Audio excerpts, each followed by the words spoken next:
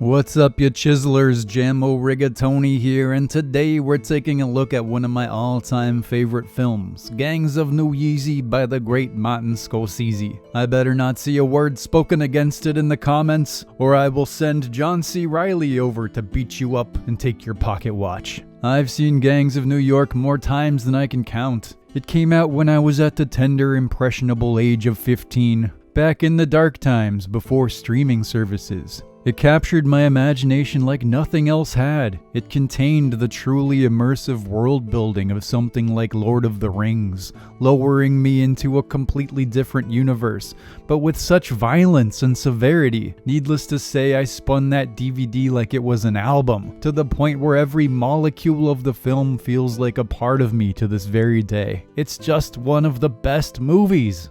The story is about a young Irish whippersnapper named Amsterdam DiCaprio Vallon learning to act. He does an okay job, better than Titanic for sure, but he's completely overshadowed by everyone else around him. Except Cameron Diaz, she's not great either. The film starts off with a good old-fashioned rumble, giving you a taste of the gangs of New York, as Liam Neeson, who plays Amsterdam's father, leads the Dead Rabbits into bloody battle against the racist and xenophobic natives, led by William Cutting, colloquially known as Bill the Butcher. After one of the most savage and stylish scenes that Scorsese has ever committed to celluloid, Papa Vallon falls to the butcher's knife, and young Leo is sent off to an acting school where he earns solid C's until his release. The film then follows Amsterdam on his adventures through 1800s New York as he finds friendship, gets into trouble, falls in love, and cozies up to the man who killed his father, Daniel Day Butcher Bill Lewis.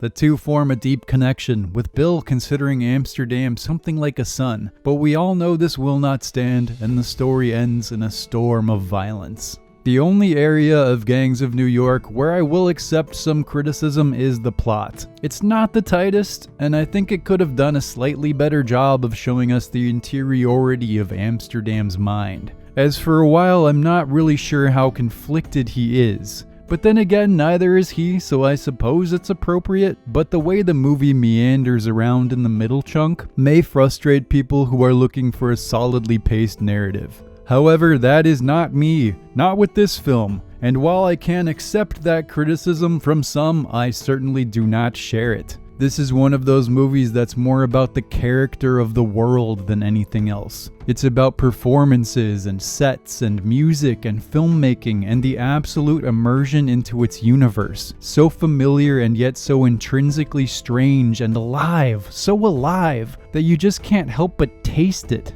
Irish immigrants land on New York shores and are all but press-ganged into military service. Hellcat Maggie trades ears collected in battle for drinks so strong it'll make your toenails wither. Turtle doves patter silently through decadent mansions, pilfering jewels as the Bowery boys drink beer in an alley, watching competing gangs of firefighters knock each other's teeth into the dust as smoke clogs the airways of the city. I've used the word immersion several times now, and that's truly our word of the day with this film. It is one of the most immersive experiences you can have in the entire lexicon of cinema. I will fight to the death on this hill. James Cameron and his boring Avatar sequel can stuff it. Give me the 5 points over that Pandora gibberish any day. This is the power of true vision, of a director at the top of his game, and every solitary shot and extra and speckle of mud just enhances the spell. At 2 hours and 47 minutes, this film just flies by, and every moment of it is a treasure. We'd be remiss not to mention the actors as well. I like to give Leo crap because it's fun, but he's actually not too bad here, and I do think he eventually becomes a great actor. He's just not quite there yet in the role of Amsterdam. However, anyone that can go toe-to-toe with DDL and come out looking even okay earns my respect, so I'll give him a pass. And holy shit, what a performance from Lewis. It's amazing how he can make such a reprehensible person so thoroughly likable. Some have criticized his performance for being too cartoonish, but I think that Lewis, being the actor that he is, just intrinsically understood the heightened reality of the world Scorsese was constructing, and empathetically reflected it. He's like a weird king, perfectly tuned to the tone of his kingdom, and the two mirror each other perfectly in my estimation. The film also features a stunning showcase of character work, from John C. Reilly as the corrupt constable, to the great Brendan Gleeson as Monk, all the way down to Gary Lewis, who I can never see in any movie without seeing McGloin.